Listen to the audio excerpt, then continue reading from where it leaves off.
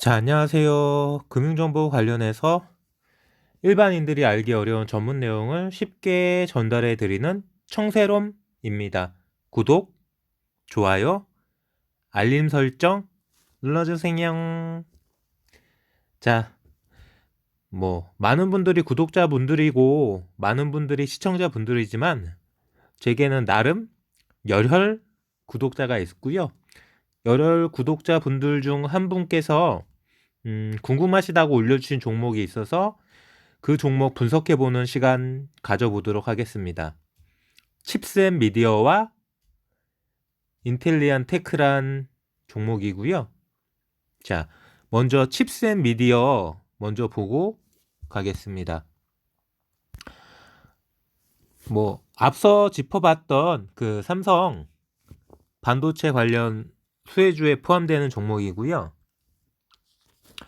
보시는 것처럼 오늘은 살짝 윗골이 달리고 마무리했고 시가총액 1,500억 정도 퍼 37배.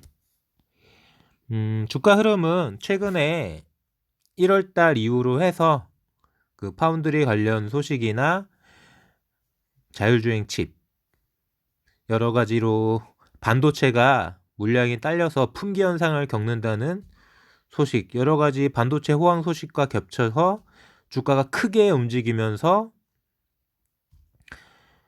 고가권을 형성하다가 최근에 21선을 깼다가 다시 올라오는 모습을 보이고 있는 회사입니다. 외국인 흐름이나 기관 흐름은 특이할 흐름은 없고요. 10월달 정도에 전방산업 비디오 기술 관련 성장 지속이라는 보고서가 있는데 최근 그 반도체 트렌드에 해당되는 보고서가 아니어서 보지 않겠습니다. 자, 기사를 보시면 지난해 영업이익이 23억 정도 발생돼서 전년 대비 약간 하락했고 칩스앤미디어는 삼성 차량용 반도체 사업을 강화하면서 자율주행차 핵심 GPU 이 칩에 대해서 주목받게 돼서 칩스앤미디어가 부각을 받는다 라는 기사를 볼까요? 국내 증권사에서 삼성전자 차량용 반도체 시장 점유율 확대를 예상하며 칩스앤미디어 등 관련주가 오름세이다. 박유학 키움증권연구원은 자동차를 중심으로 강한 성장세를 재기할 것으로 칩스앤미디어를 긍정적으로 평가해 주는 기사입니다. 관련 업계에 따르면 칩스앤미디어는 반도체 칩에 삽입돼 특정 기능을 수행하는 반도체 설계 자산 전문 업체로 NXP를 고객사로 확보하고 있다. 이 회사는 하만과 협력을 강화하고 있는 차량용 반도체 업체 NXP에 동영상 코덱 기술을 공급하는 등 전체 매출 비중에서 주요 사업으로 영위하고 있다. 얼마 전에 삼성전자가 100조 정도 되는 현금을 확보하고 있는데 이 100조 되는 현금으로 글로벌 M&A에 나설 수 있고 그 글로벌 M&A 후보군 중 하나가 NXP다. 그러므로 이 칩스앤미디어는 지금 NXP와 연계되는 사업을 하고 있기 때문에 칩스앤미디어가 주목받을 것이다. 라는 그렇게 연결시킬 수 있는 기사로 보여지는데요. 글쎄요, 제가 생각하는 반도체 대장주는 이 칩스앤미디어가 아니어서요. 일봉은 고가권에서 조정받다가 올라가는 중이고요. 주봉은 꾸준히 우상향, 월봉도 바닥치고 우상향. 자, MTS 화면 가봅시다. 칩스앤미디어. 칩스앤미디어를 찾아보겠습니다. 조금 전에 다른 영상에서 짚었던 그 칩스앤미디어는 제가 조금 전에 짚었던 기업과 연계된 기업인데요. 기업 정보를 보시면 어떤 회사인지 나와 있겠죠. 보시다시피 반도체 설계, 자산 개발 및 판매를 사업 목적으로, 매출 비중은 로열티나 라이센스 등으로 어느 정도 특허가 있는 회사라고 보여집니다. 다만 보시다시피 제가 이전 영상에서 말씀드렸듯이 텔레칩스와 연계된 회사고요. 계열 회사라고 볼 수 있죠. 37%를 텔레칩스가 갖고 있으니까요. 재무 정보로 들어가 보면은 2017, 2018, 2019, 2020 매출은 꾸준하고 돈도 벌고 있는 회사고요. 별다르게 특이한 재무 분야에서 짚고 넘어갈 내용은 없고요. 차트도 아까 보고 왔지만 21선을 깬 게 안 좋아요. 21선을 깼다가 어제 같은 경우에는 시장이 전체적으로 다 반등 나왔기 때문에 반등, 그리고 나서 다시 오늘 약간 윗꼬리가 달렸는데요. 그러니까 삼성 반도체 관련해서 어떤 기업이 가장 큰 수혜를 받을지, 자동차 칩 관련해서 어떤 기업이 가장 큰 수혜를 받을지 시장의 의견은 분분합니다. 칩셋 미디어도 그 중에 하나가 될 수도 있고요. 삼성 반도체, 삼성전자의 반도체 부분 관련해서 M&A 이슈로 아까 말씀드렸던 NXP 관련해서 이 회사가 부각받을 수도 있어요. 다만 뭔가 좀 모멘텀이 꺾인 건 아닌가. 주포가 없어서 그런지 아니면 주포가 다른 회사를 밀어서 그런지는 모르겠지만 기본적으로 칩셋 미디어는 시장의 중심은 아닌 것 같아요. 시장이 대장으로 보는 것 같지는 않습니다. 그래도 어쨌든 제가 늘 말씀드린 것처럼 고점에서 조정을 받은 상태이기 때문에 저점이라고 볼 수 있고요. 여기에서 주목해 보고 계시다가 정 좋다라고 생각하는 기업이라고 판단되시면은 베팅해 볼 수 있습니다. 지금이 고점에서 어느 정도 조정받은 가격이기 때문에 승부를 걸어 볼만 하고요. 다만 제가 모든 걸 다 말씀드릴 수는 없기 때문에 투자 판단은 본인께서 더 공부해 보시고 더 정보를 얻어 보시고 판단해 보셔야 될 것 같습니다.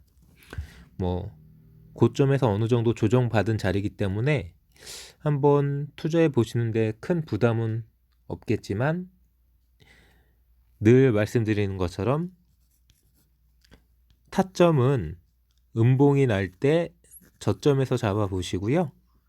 큰 욕심 없이 이 종목도 제가 봤을 때는 지금 이슈가 부각된 상태이기 때문에 움직이고 있는 거고, 이 이슈가 언제 가라앉을지는 모르겠지만 이슈가 해소되면은 독립적으로 움직일 수 있는 종목은 아니기 때문에 그 부분은 참고하셔서 너무 장기로 생각하진 않으셨으면 좋겠습니다.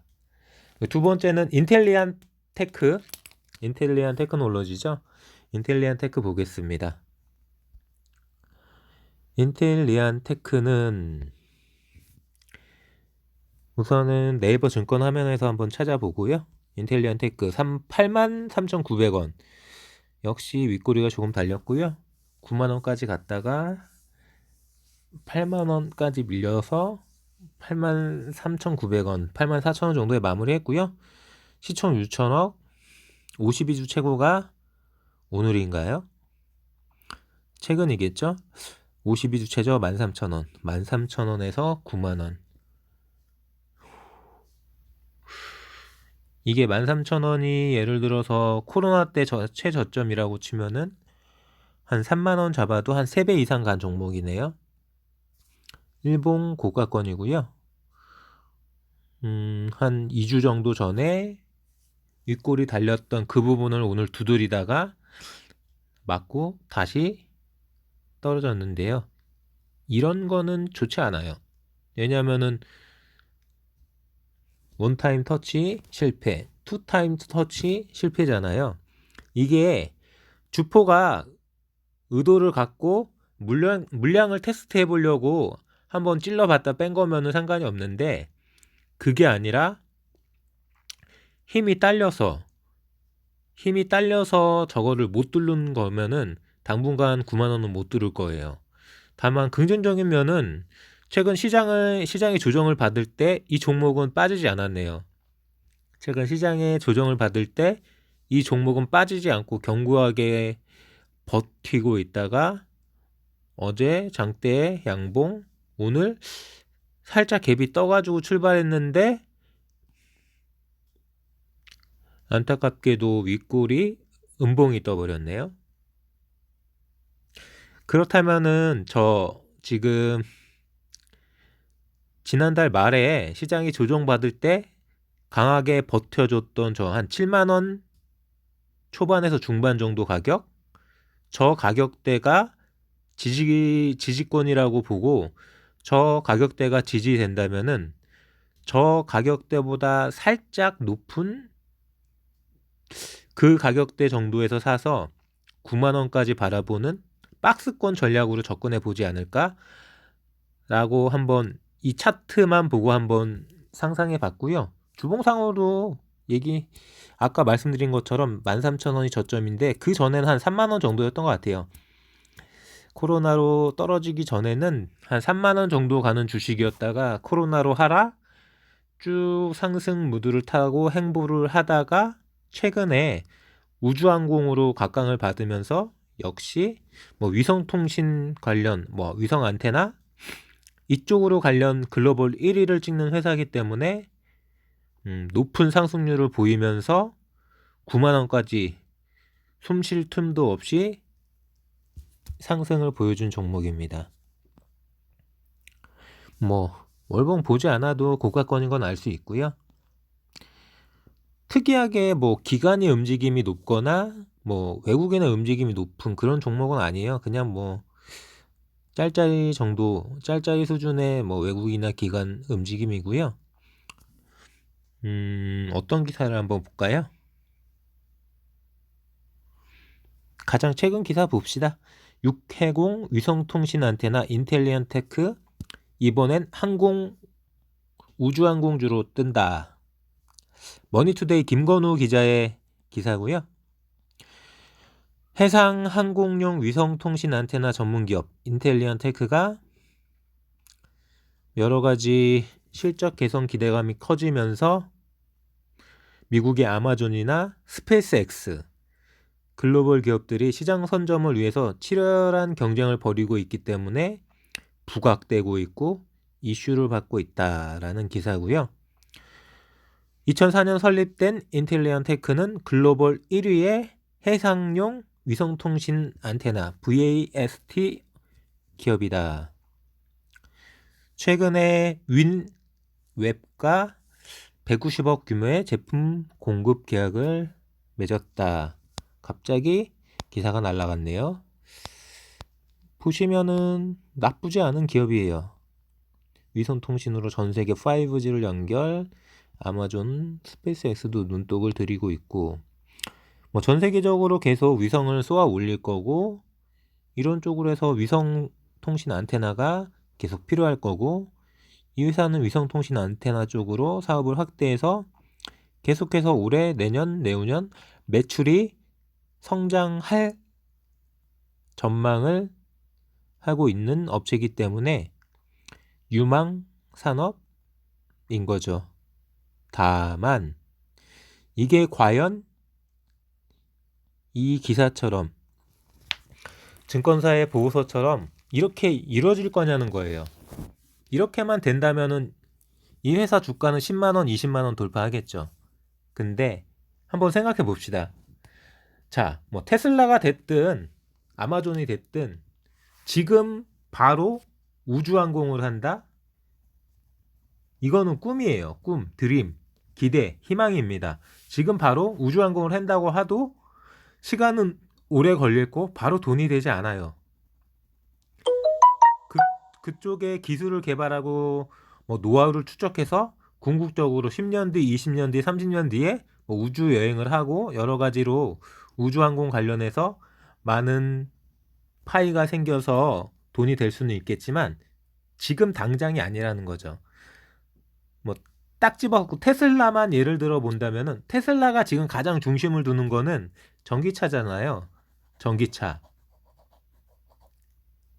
그 다음이 테슬라가 가야 될 길이 자율주행이죠.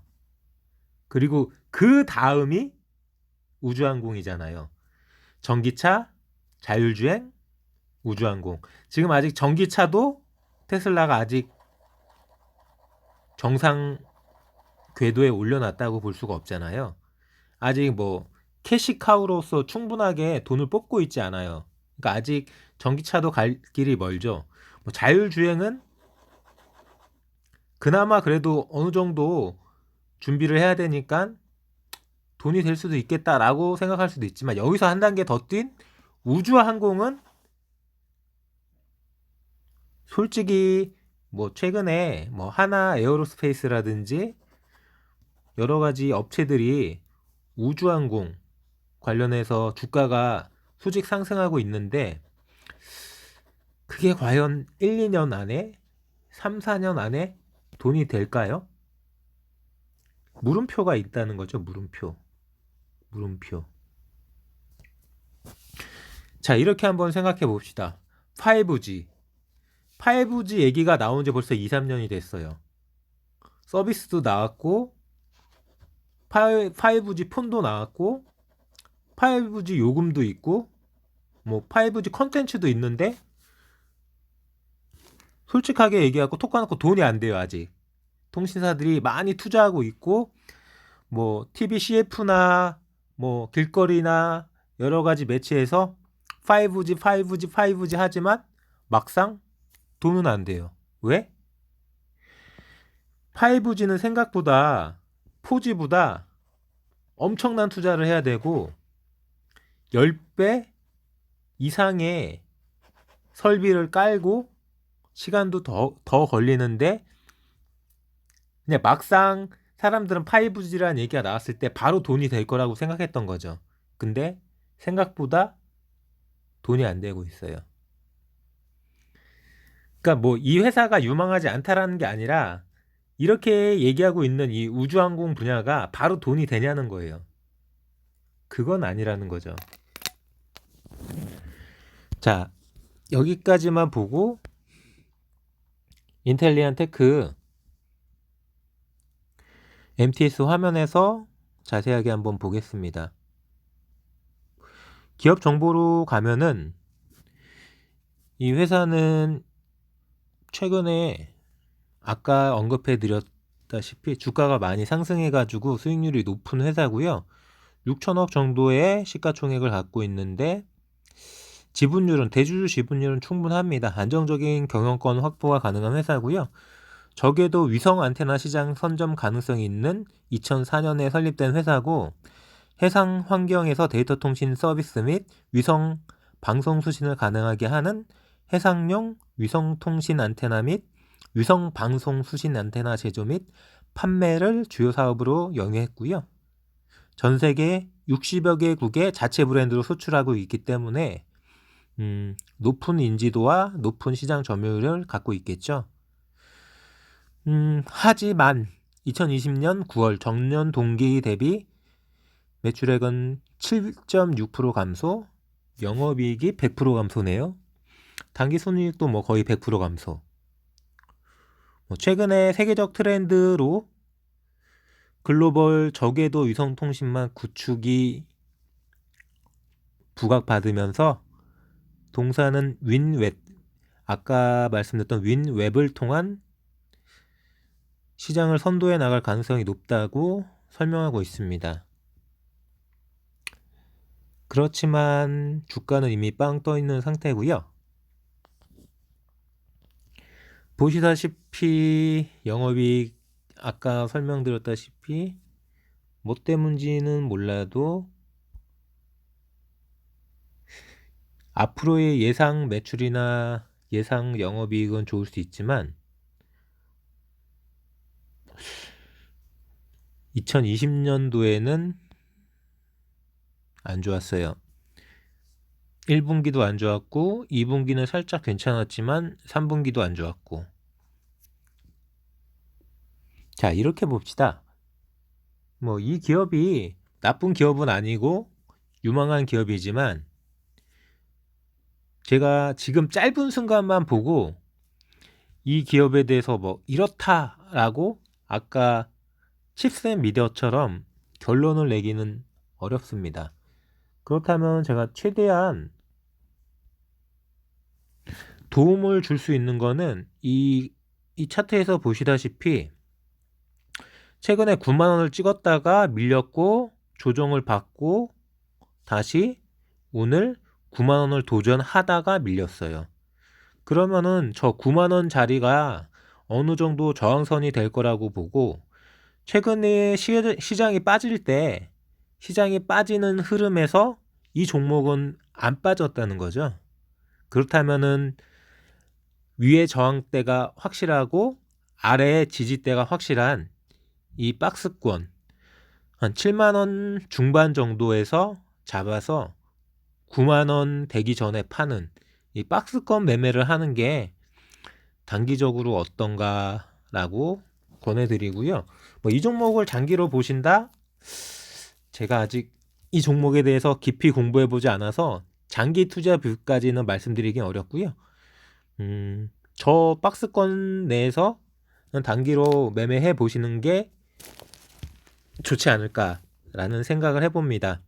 뭐 내일이나 내일 모레쯤 저점 음봉 뜰 때 저점에서 잡아서 8만원 아래에서 잡아서 8만원 넘어가는 뭐 8만 뭐 7, 8천원 정도에 파는 그 정도의 박스권 매매가 어떨까라는 생각을 해보면서 인텔리엄 테크에 대한 종목 분석도 여기서 마치겠습니다.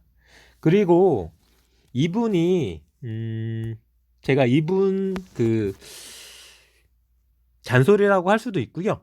어차피 이분이 뭐 다른 분은 이 영상을 안 보셔도 이분은 이 영상을 보실 테니까요. 제가 느낀 이분 특징이 항상 조금 주가가 고점에 와 있는 종목을 주로 보시는 것 같아요. 그러니까 아무래도 저도 그렇고 다른 분들도 그렇고 주가가 막 10%씩 갭 뜨거나 VI가 걸리거나 그러면 아무래도 눈이 가겠죠. 손가락이 가고 찾아보게 되고 한 번이라도 더 눈길이 가게 되는데 이렇게 한번 생각하면 어떨까요?